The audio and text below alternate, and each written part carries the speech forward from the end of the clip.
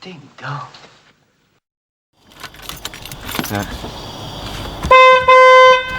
10 minutes I've been waiting.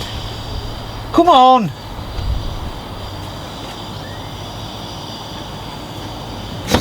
Right. Alright. Well, been up since 4, man.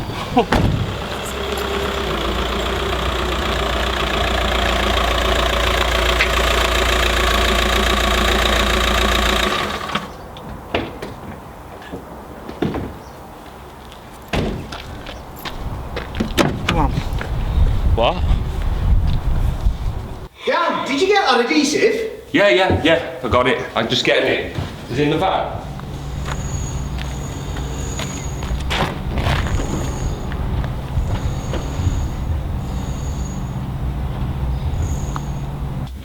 What are you doing? Nothing. I know what you're doing. What did you want again?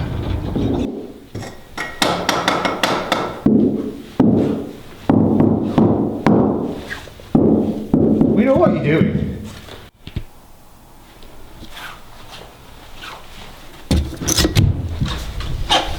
We know what you're doing.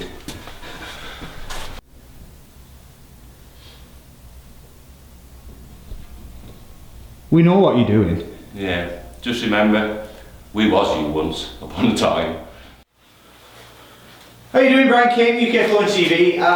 We're back with our very own Dan Jones. How you doing, Dan? I'm fine. Cheers. Thank you. I thought we'd do a bit of a series on apprentices and coming into the industry. We've got a massive shortage in people coming into the industry. My son's just left school, he's 16. I've tried getting him into it, but he's not interested. Why would you want to be a floor layer, Dan? Yeah. Well, you do get satisfaction out of doing a job, don't you? Yeah, it's a good job. I'd say it is a good job.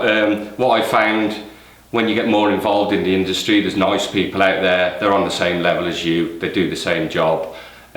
So you do get friendly with a lot of people when you move into the wider industry. But basically, you can live in your own town and do your own job without seeing anyone else.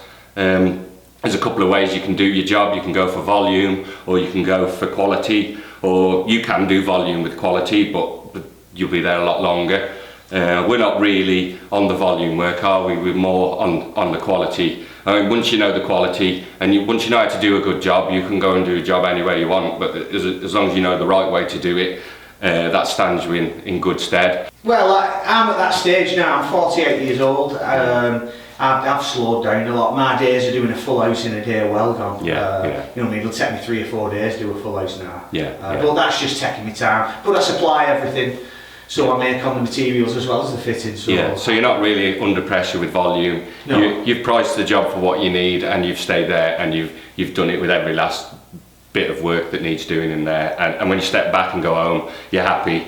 Your mind's clear, and you can move on to the next job, and hopefully you don't get any comebacks from the job you've done. So, that's the whole aim of the job, no comebacks. And the apprenticeship scheme now, they've changed because it's not, I know with flooring you've got a domestic side and a contract side, but the apprenticeships now, they do both. So even if you're a contract floor layer, they teach you how to do domestic and vice versa. Well, I mean, you're going to come across them things. You're going to come into a contract situation where the MD wants the best quality Axminster in his office, and it's going to be a stretch fit, or it's going to be a single or double stick system. So that is sort of the domestic market in the contract world. So you need to learn to do both, really. So anyway, we're going to do a series of little tips and tricks for apprenticeships, apprentices. So can you remember back when you was an apprentice, what's the first thing you did, you know what I mean? I started off doing contracts, so for the first year I was just uplifted. Well, you're going to be, I mean, in the beginning you're probably going to be carrying stuff, going to the van and getting stuff. What that's going to teach you is when he says get the staples for the underlay, you're going to know what the staples for the underlay are, because you're going to get them. Get them with the wood nails, you're going to know what they are once you've got them a few times. But you're not going to want to stand bringing, fetching and carrying all your life. I mean, that's how you're going to lose an apprentice, is just by treating him like a slave. You need to give them something to do. Let them do a bit of grippering, let them do a bit of underlaying. I mean, they're going to be worth far more to you doing the job than sweeping up and hoovering, Not that sweeping up and hoovering isn't a major part of the job. I mean, you're going to start hoovering and you're going to think it's a demeaning task having to hoover, but it's part of the job. Attention to detail. Once you've hoovered the room, if you hoovered every bit of fluff up and it looks mint, your boss is going to know you've got attention to detail. If you can't see a big patch you've missed and a big bit here you've missed, what are you going to be like when you're cutting the carpet in? Yeah. So I mean, these basic things, which I feel they're overlooked now, because all this complicated stuff is just a mishmash of basic stuff. Yeah, basically. it is. And everyone wants to do the fancy, flashy stuff till you've got the basics. Well, once you've got the basics, you can do all the fancy, flashy stuff, but the basics is where the job starts, isn't it? I started sweeping up, like I said, uplifting, and then he started letting me put gripper down.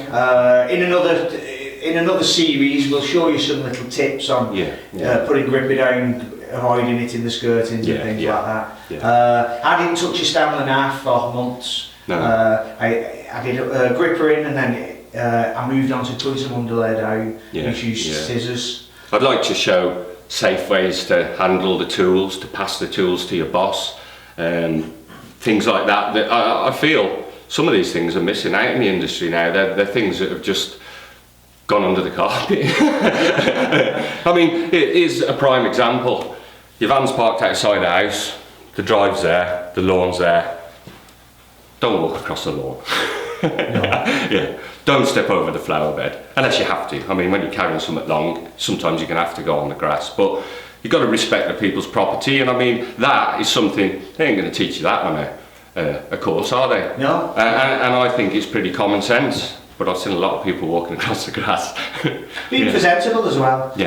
Says the man who's really scuffy and got glue all over him. We have been on a 2-day glue down job though. Right, Dan, what we're doing, what sort of stuff we're going to be showing? Well, I'll show you one of the first things that my dad taught me about hammering. Well, there's a couple of things with this hammer. You can see I've got no prongs on the back there. Now, these are nice hammers. I've had it for years. The reason I've kept it because it's broken is because I've had it for years and I like it. Basically, if you're going to take out a concrete nail or something that's in really hard with these and you're going to twist it, you're going to lose a tang. So I'd take out wood nails, or I just wouldn't give it too much grief. Go and get your nail lifting bar if you're going to pull a nail that's in concrete or well driven in. So what my dad showed me was, there's a couple of things. You can use a piece of ply. This is all we've got around at the minute, but you've normally got a piece of 5.5 ply or something, which will give you a gripper gap. There is more to a gripper gap, which you can learn on the course somewhere, but basically, so what we're saying, I was taught, if you're fitting your gripper, and I mean, once you get confident at fitting, you roughly know your gripper gap. You can use spacers and things, but I've seen a lot using spacers, like 5-6 mil spacers. So that's for first time somebody grippering. I think that'd be quite. They're ideal, because then once you've seen the sort of gap, you've imprinted it in your brain. You know what you're looking for. I mean, what I was taught was basically, if you're going to hammer something, now it doesn't work in all situations because you can't get your hammer in at that angle, but it'll get you going. I was taught, so basically, if you're going to hammer something in, if you're going to hammer it like that, you're coming down at an arc, you've got as much chance of catching this, you might catch a skirting. What my dad said to me, which does make sense and does work, if you hammer from the side like that, you're not coming in an arc to the skirting. You can sort of, when you're hammering, if you keep a little bit on, it'll glide the other way. So that's one tip. I mean, you can use this to protect the skirting, but I've got to say to you, there's one way of learning to hammer. You're going to have to hit some skirtings. The way I learned was most of my carpet fitting was refits. And you don't really do a refit anymore, but I used to be able to go into a room on my own with a piece of carpet that didn't matter, maybe 5 pieces, and turn it into one. That teaches you a lot. So you can protect the skirting with a board, but I feel the best way to learn is by nailing straight away. I mean, give yourself a week with the board to get, you're obviously new to a hammer and things, get used to the hammer. But basically, doing it without the board's going to learn you more, I think. I mean, I knock a skirt in here and there. I bet you do, don't you, Brian? We've all done it. We've all done it. People probably wouldn't admit to it, but yeah, it still happens now. You can minimise it by trying to hammer on the side, but The thing I would say is, if you do, don't try and hide it. No, tell the customer. You know what I mean? Tell your boss. Let him tell the customer. You don't have to tell the customer. Tell your boss. Anything you do, any damage, you're not going to be in trouble. Well, unless you knock the house down, but you're not going to be in trouble for doing anything as long as you tell your boss. Accidents happen, and we've all done them, so we do understand. So I'd say the most trouble you're going to be in is not telling your boss. And try and hide it. And try and hide it, because the customer's going to find it. It's going to cause problems. You walk up to a man, sorry, I've done that. And they probably are going to say, don't worry, I'll touch it up. Yeah. Or at worst comes to the worst, you're going to have to touch it up. Well, you might as well touch it up, because you need to learn to touch these things up. Anyway. If not, you're panicking all night thinking, is he going to ring my boss? You know what I mean? Am I going to get in trouble? So just be honest up front. And I mean, the apprentice I think that people are after is the apprentice who does care that they've done that. If you've smashed that and you don't care, you're probably not going to go that far. No. So honesty is the best policy in my eyes. Yeah. And also, if you can do some jobs for your mate, you might do them for next to nothing, or do them for nothing. Bang the skirtings in their spare bedrooms and places, because you are going to hit stuff. So if you can do jobs for your friends, for your family, that's where you learn your main stuff. I'd say. That's where you get all your practice and progress. Yeah. So. But charge them. Right, Dan, what are your pet hates about apprentices? Well, I think the obvious one's the phones, isn't it? Yeah, I think the phones nowadays tend to rule the job a bit and take people's attention off it. I mean, sometimes they're a good thing if you need to look up something, but yeah, I mean, we don't mind you being on your phone here and there. There's break times, there's this time, but don't let it interfere with your work. I mean, we're as bad, really, aren't we? It does distract us from our own. We go on our phones, but it seems with like the apprentices, they're constantly on them, and you're not getting any work done. I mean, if you're going to be yawning, getting into the van, telling your boss how you've been up all night before you've even started work, I mean, subconsciously, he's not going to be that impressed. I mean, you need to hold it together if you've been up all night. Don't mention it. Yeah, they're ringing in sick as well. I've had loads of apprentices. I remember one apprentice. He left me a voicemail at 4 o'clock in the morning saying he'd been watching a snooker or a darts match and the coach had broke down. But what he didn't realise, in the background, you could hear he was in a pub and fruit machines going and things like that. So, if you're going to lie, at least be convincing. Yeah, I would say we're all human. Your boss knows about life. He'll be alright with you. I mean, unless you do it every day of the week. But I mean, here and there, tell the truth to your boss. There's no need to lie to him. Don't get your mum or your dad to ring up, or your brother or your sister, whoever. Ring him yourself. Text messages are no good. Just ring him, tell him the truth. 9 times out of 10, you'll be alright. If he isn't alright, you'll probably find that it might be the boss that's the problem. So if you, but I'd say most bosses, they'll understand things. I mean, you can't rule with an iron fist anymore, because you'd just be on your own every day. There's a lot of things that happen nowadays that 20 years ago I don't think people would have put up with. But I have seen my dad struggling on his own because he's fired people for things, whereas really, if he'd have kept him, it's only dad that lost out by getting rid of him. I mean, they have been a pain in the arse, some of them, but it's you that suffers when you get rid of your apprentice. We value an apprentice, and you won't be an apprentice for long, and the more you can do, the more you'll get to do. What I had to do was, I'd go and fit cupboards, I'd gripper and underlay them. They didn't need gripper and underlaying, some of them, but I grippered and underlaid in the cupboard and fit them while my dad was stuck in the bathroom.